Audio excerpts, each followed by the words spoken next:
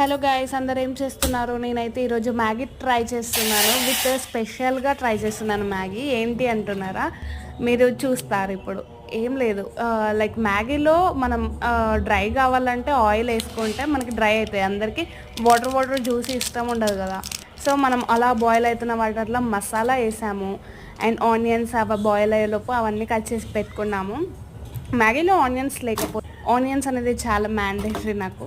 So అలా Maggi వేసేసి boil అయ్యేలోపు ఏం చేద్దాం, ఆమ్లెట్ వేసుకుందాం. ఇది మనకి డిష్కి ఇంకా 100% కంప్లీట్ చేసి టేస్ట్ని యాడ్ చేసేది నా స్పెషల్ రెసిపీ అన్నమాట.